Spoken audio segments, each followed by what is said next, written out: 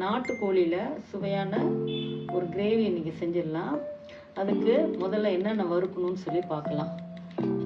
சிகப்பு மிளகா, தனியா, சீரகம், சோம்பு, மிளகு, கசகசா, பிரியாணி இலை, சின்னதாக ஒரு சுருள்பட்டை, 2 கிராம்பு,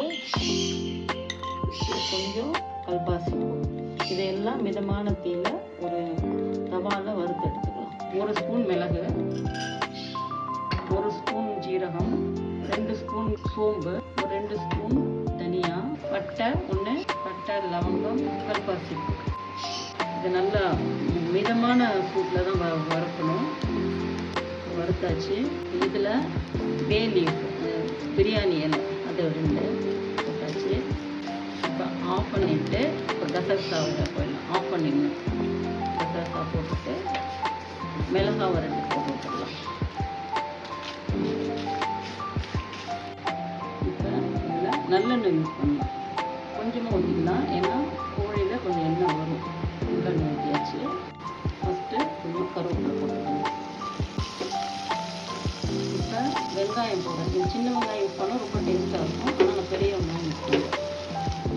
இப்போ நாட்டுக்கோழி மஞ்சத்தூள் போட்டு க்ளீன் பண்ணியே இருக்கேன். ஒரு 1/2 கிலோ எடுத்திருக்கேன் நான்.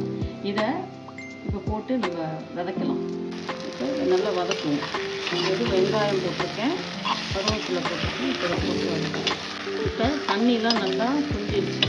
சுண்டி நல்லா ஒரு பூண்டு வந்துச்சு.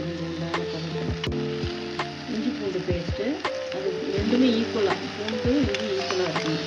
டேஸ்ட்டாக ரொம்ப திப்பியாக அரைக்கணும், வேக அரைக்கணும். இதையும் போட்டு தண்ணியெலாம் ஃபுல்லாக ட்ரைன் ஆகிடுச்சு.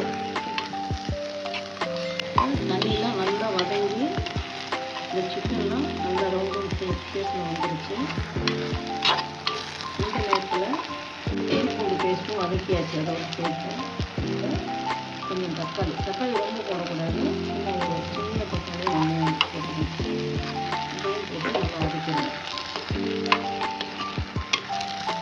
போட்டு நல்லா வதக்கியாச்சு. இந்த நேரத்தில் இந்த அரைச்சி வச்ச மசாலாவை அதில் போட்டுக்கலாம். இப்போ இந்த நேரத்தில் கொஞ்சம் சுடு தண்ணி ஊற்றிடலாம். நல்லா கொதிக்க வச்ச தண்ணி ஊற்றணும். இப்போ மூடி வச்சிடலாம். இப்போ மூடி வச்சாச்சு. சிம்மில் வச்சிடணும். இப்போ நல்லா குழம்பு கொதிச்சிருச்சு. வெந்துருச்சான்னு பார்க்கலாம். நல்லா வெந்துருச்சு, பிரமாதமாக வெந்துருச்சு. அவ்வளோதான். இப்போ இந்த கல் சட்டியில் போட்டுருக்கிறதுனால இப்பயே ஆஃப் பண்ணிடலாம். அப்போ அந்த சூட்லேயே இன்னும் கொஞ்சம் வெந்து சாஃப்டாகிடும். ஓகே, மூடி வச்சு ஆஃப் பண்ணிடலாம். கிளைமேட் ரொம்ப பிரமாதமாக இருக்குது. அதுக்கு நாட்டுக்கோழி சிக்கன் குழம்பும் சூடாக ரெடி ஆகிடுச்சு.